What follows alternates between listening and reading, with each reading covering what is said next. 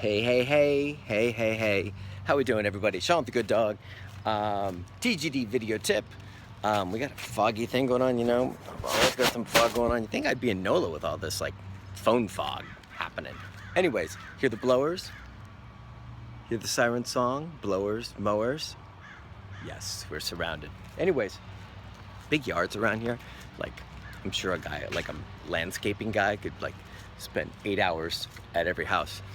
Anyways, let's talk about stress with dogs. And yes, I shaved my head, but you have to look at Instagram stories to get the full scoop and poop on what was cooking, what was happening, why they ended up like this. So stress and dogs.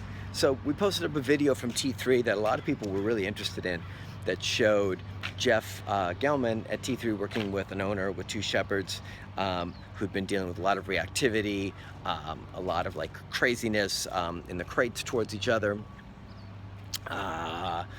On walk reactivity was extremely bad. They just like, they set each other off, and they would also go like nutty around other dogs and things like that.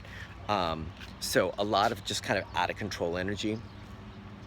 And what we ended up doing was we ended up doing a lot of foundation work, which we always do because that's the secret doorway in, and that's the one that people seem to miss the most. Everybody's like, we got reactivity issues, let's go fix it. Don't do that. Got reactivity issues? Let's like sneak in the back door. Let's go after, which is exactly what we did, went after like how they were letting the dogs in and out of the crate. What? Yes, if you've followed us, you've heard this old saw a million times. How the dogs go in and out of the crate. Foundational mindset, attitude, permission-based training, guys. Get it? Like, I don't want to say get it in your head because I don't want it to sound mean, but I'm saying like grab onto it, like get it for all it's worth. We're not saying this because it sounds fancy or we're marketing something. Like, permission-based training in small moments creates a ton of leverage for bigger moments that typically you don't see once you do the good work. So we advised them about all of the crate antics, how they were going to like deal with that. Dogs had to be respectful going in and out of the crates. Dogs were not allowed to blow up in the crate if anybody went by, typically the other shepherds. And affection and babying, which we were let in on, was occurring at a fairly high level, which is a first-class ticket to diminishing leadership, which is then a first-class ticket to diminishing good choices. Ever get that? Like, when leadership is absent, when authority is absent, very different choices get made. Like, I want to shout that from the mountaintop so people can really understand. That's why I always use like the cop analogy, like cop driving behind you and everybody's like, I'm driving so nice. The cop pulls off the freeway. You take off, right? Authority has left the scene, different choices, right? Same exact like car, same exact you. What changed was the authority.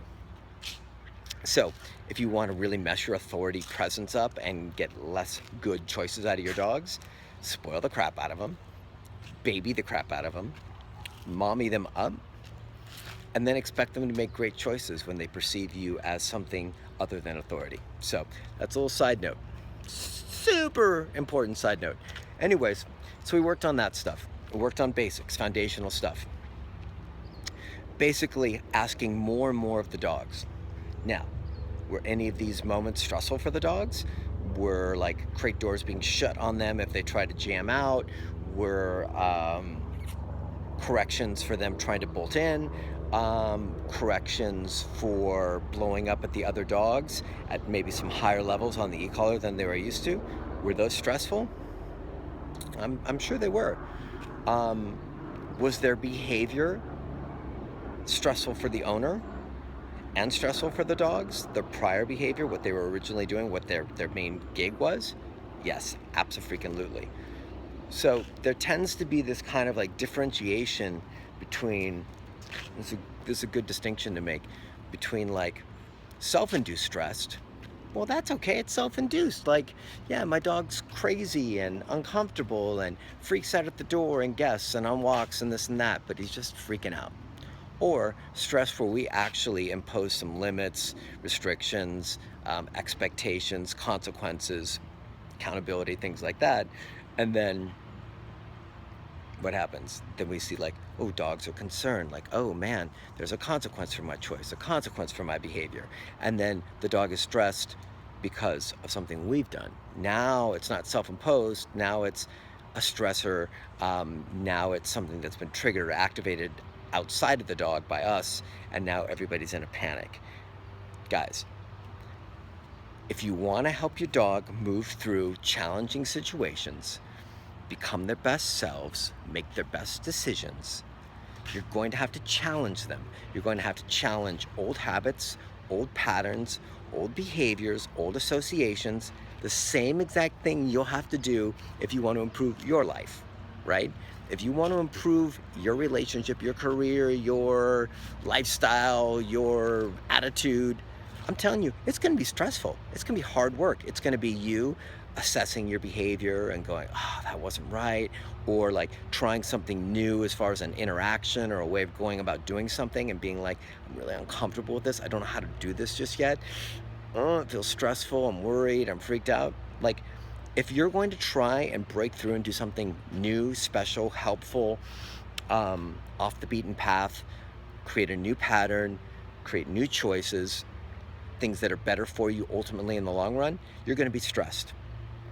No getting around it, right? Like, everybody's got this big freak out with stress and dogs. Like, but humans, like, hey, it's okay that we're stressed.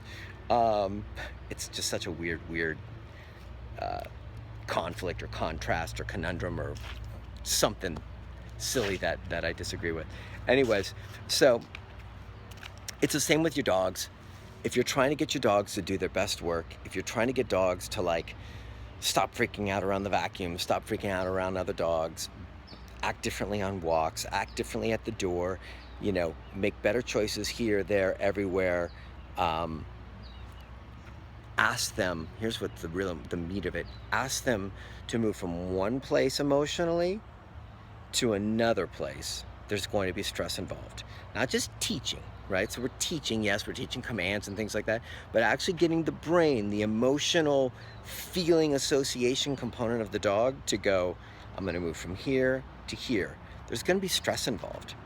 Dogs that are uncomfortable with other dogs on walks, as they learn to deal and handle and inhibit bad choices, there's going to be stress involved.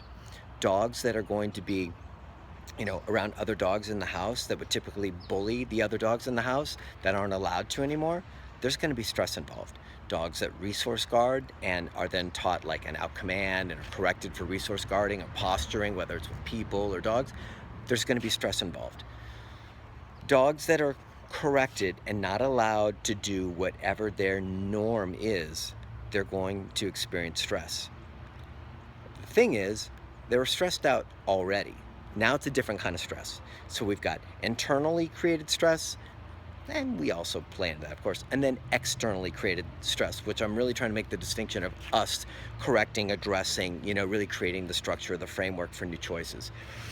And I would so love for everybody to work hard at wrapping their head around the concept of it being okay for dogs. I know we love them.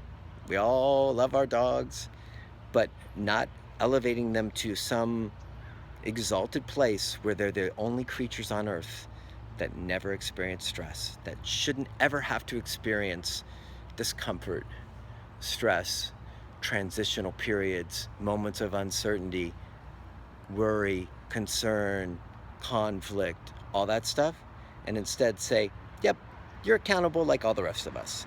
I want your best, I want my best, I want my friend's best, right? I want the best out of my dog, and I'm not going to just allow crappy stuff to go on just because I don't want to stress my dog out. So I hope that makes sense. I don't want this to be like a super like marathon O'Shea video, but I want you guys to start thinking about stress as being, and that's why that video was pretty important for a lot of people, because like Jeff was talking a lot about stress and dogs and helping them move forward. It was a really great example of these two shepherds being able to be close to each other because of all the work we did, but also Jeff acknowledging, like, are they worried? Are they stressed being like 8 feet away from each other in downstays? Probably, yeah. But is that okay? You betcha. Because stress is the gateway, the transition that all of us have to endure and experience to move from one place to the next. And so I would love for you guys to stop thinking of your dogs like crystal, glass, something so fragile that if they experience any stress or any discomfort, they're gonna break. They're gonna fall apart, what is it, irrevocably, irreparably fall apart, and then you'll lose them, whatever it's gonna be. Guys, if you want your dogs to improve, if you want behavior to change, if you want decisions to get better, if you want your dogs to give you their very best stuff, there's going to be stress involved. There's no getting around it, because if you're trying to move a dog from one space to the other, decision-wise, emotionally, and I covered this a second ago, but I really want to hammer this home, there's going to be stress involved. Anytime a dog is having to learn to do something new, different, that they're not sure about, and that they haven't developed the coping skills from constant patterning of how to deal with it, there's going to be stress involved. So let's just be cool with it.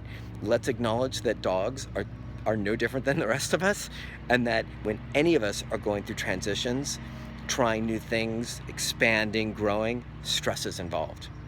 Let's be okay with it. Let's be okay with it for us.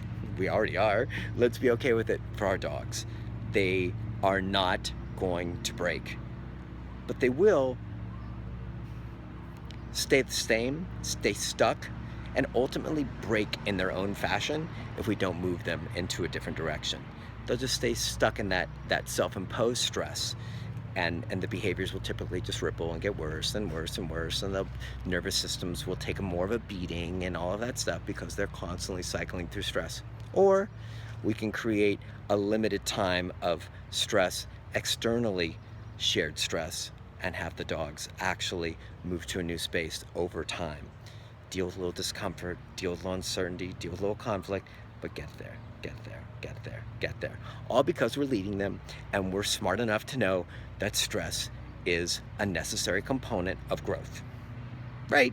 It's simple. This stuff's simple. Anyways, guys, Sean with the Good Dog. I hope this helps. Dogs in stress, they ain't glass. They're not going to break. Let's teach them. Let's lead them. Let's get them to their best spot. All right? I'm out of here. Watch Instagram stories. You want to hear about what happened with my hair. See ya.